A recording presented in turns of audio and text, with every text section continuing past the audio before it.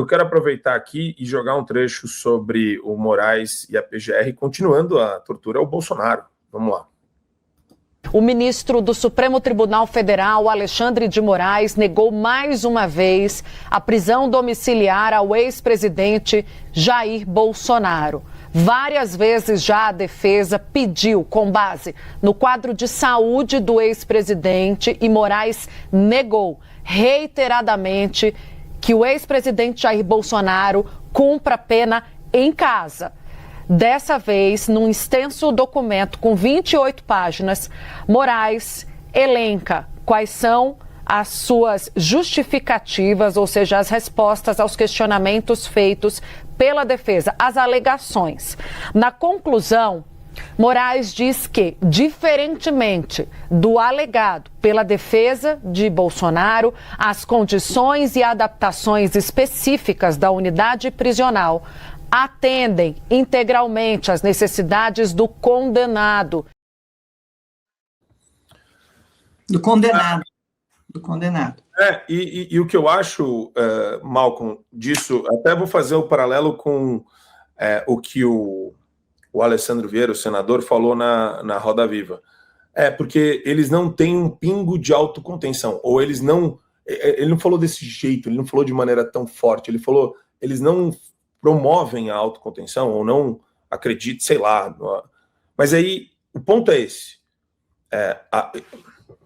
Quando a gente está discutindo competência, né, é uma coisa muito sensível, porque a competência não é para ser considerada uma mera formalidade. Quando a gente fala em autocontenção, a gente já está falando de um ministro invadir o que faz um senador. Então, o ministro entra no gabinete do senador e manda ele fazer alguma coisa, ou dita regras sobre processo legislativo que não são da competência do ministro do Supremo. Agora, aqui não é caso de autocontenção. Aqui a gente está falando de ministro cometendo crime à luz do dia e usando decisão judicial da Suprema Corte, do gabinete dele e dos seus pares, para se blindar. É isso que a gente está falando. Isso não tem a ver com autocontenção. Isso tem a ver com um homicida no Supremo. Um bandido, né? Então, eu não gosto dessa roupagem que o pessoal dá, que esconde o real problema do grande público, da grande audiência. Não, a gente não está falando aqui de tecnicalidade jurídica. O cara é um bandido, o cara faz reunião em Portugal com um empresário bilionário, dando risada de todo mundo que tem processo que passa pelo STF. Algum empresário sério confia em algum processo tributário do Supremo? Ou em alguma ação civil que acaba no Supremo, ação de indenização, qualquer coisa? Ali é um mercado de balcão. O Gilmar Mendes é o primeiro nome do mercado de balcão, junto com o Moraes, né? Toffoli está em terceiro lugar ali porque ele queria mais dinheiro, Malcolm. Esdrúxulo. Agora entrou. Ô Marco, a gente vê um cenário completamente esdrúxulo hoje no judiciário brasileiro.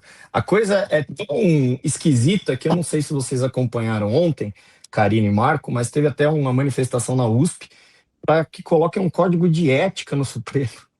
Sério? Vocês acham que os caras que estão rasgando a Constituição vão se importar com algum código de ética? Então, são subterfúgios criados, ou tentando criar subterfúgios do tempo inteiro, para continuar essa blindagem institucional que a gente vê dia após dia. Entre eles, entre familiares. E essa autocontenção, como bem colocou o Marco, não faz sentido, apesar de que isso já foi para o espaço também, né, Marco? Porque os caras que estão lá sem um voto popular legislam o tempo inteiro. Então, assim, nós temos um Congresso lá hoje que, se não está de acordo com o que os poderosos e quem está no comando do país quer, eles judicializam e a coisa acontece do jeito que tem que acontecer. Então, assim, está escancarado, é muita grana envolvida, é muito dinheiro roubado do povo brasileiro, que dia após dia os esquemas vêm caindo, porque acho que esses caras se sentem tão intocáveis, o Marco e Karina, tão semideuses, que acho que eles, que se dane, foram perdendo a mão. Mas isso virou um emaranhado de tramas, de grana, de relacionamentos, que o negócio agora o castelo está começando a ruir. E eu, sinceramente, acho que em dado momento o próprio sistema vai tentar se rearticular. O próprio Supremo, para tentar manter a instituição, vai cuspir fora determinados nomes. Essa é uma leitura que eu tenho feito aí nos últimos tempos, porque o que importa é o sistema se manter no poder. Mas até falando do presidente Jair Bolsonaro, esses dias eu tive até com o pessoal lá do Nordeste, numa live, os deputados e tal, a gente tem que parar também desse negócio, como bem colocou na matéria, a Karina destacou, o condenado, criminoso. O cara não cometeu crime algum. Hoje ele está há 102 dias exatos num cativeiro político. E os caras estão torturando o Bolsonaro. Eles querem matar o Bolsonaro devagarzinho. Para vocês que acompanham, sabem, por exemplo, o Collor está em prisão domiciliar. Roberto Jefferson tá em prisão domiciliar, assim como inúmeros outros casos, que para mim, até mais, né, falando, não sou especialista de saúde, mais a menos do que o do próprio Bolsonaro. Então vejam vocês, a gente tem hoje o Alexandre de Moraes, que ele é quem investiga, ele é quem julga, ele é quem condena e agora ele é médico também. Então ele consegue ter esse discernimento no sentido da medicina para saber se o Bolsonaro pode ficar aqui ou ali, ou se ele tem condições de saúde ou não tem. Então, assim, é uma equação que, né, investiga, sou parte interessada, investigo, julgo, condeno e sou médico, acho que o igual lá no final dá ditador. Ele é o nosso ayatollah, Karina. Ele é o intérprete do texto sagrado. Que, se o texto sagrado for contra o intérprete, aí ele muda a interpretação do texto sagrado e se mantém o poder absoluto. Para você ver, Marco, como isso é perigoso, porque eu falei dos garantistas, né? Que a importância dos garantistas, a importância de sou inocente até que se prove o contrário, tirar essa condenação midiática. Por exemplo, chegam as evidências, agora está acontecendo investigações por todos os lados, mas na época do Bolsonaro, quando aconteceu as investigações, a mídia ela já acusava também essas pessoas, e muitos processos vieram através das mídias, que foram matérias praticamente orquestradas e arquitetadas justamente para incriminar o Jair Messias Bolsonaro. Isso é fato, isso aconteceu muito. Só que agora, por outro lado, veja bem, nós passamos por tudo isso que aconteceu nos últimos anos.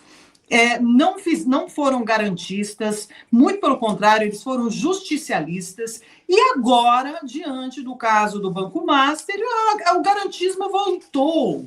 Nossa, nós somos garantistas agora para o Banco Master, nós vamos dar habeas corpus a todos, porque essas pessoas são inocentes até que se prove o contrário. E nós aqui temos uma divisão dos poderes. Será mesmo que nós temos uma divisão dos poderes? Porque o poder legislativo, o poder do Senado, ele não pôde, em maneira alguma, obrigar que essas pessoas fossem ali prestar seu depoimento diante da CPI e da CPMI. Por quê?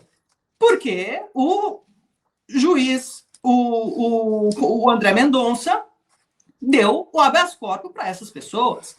Então, como é possível que isso aconteça? É um excesso de garantismo agora que nós temos? O que essas pessoas deveriam entender é o seguinte: os poderes são independentes. O poder legislativo tem sim prerrogativa para obrigar que essas pessoas venham prestar depoimento. Elas têm direito de ficar caladas, elas têm direito de ficar em silêncio, mas elas vão se prestar ao ridículo perante a opinião pública. Isso tem que ser feito. Não é possível que essas pessoas continuem sendo blindadas nos seus palácios, nos seus helicópteros, nos seus aviões privados, nas suas mesas, nas suas salas, tomando seus uísques com seu charuto, enquanto a população está sendo ridicularizada por essa daqui. E não só a população civil, eu digo a população porque, através do voto popular que esses representantes ali estão ridicularizando duas vezes a população civil, porque eles não estão prestando o serviço que deveria ser prestado. Sim, prerrogativa, deveria ser sim. E outra, a CPMI e CPI têm poder de polícia. E isso está sendo removido e já foi removido também.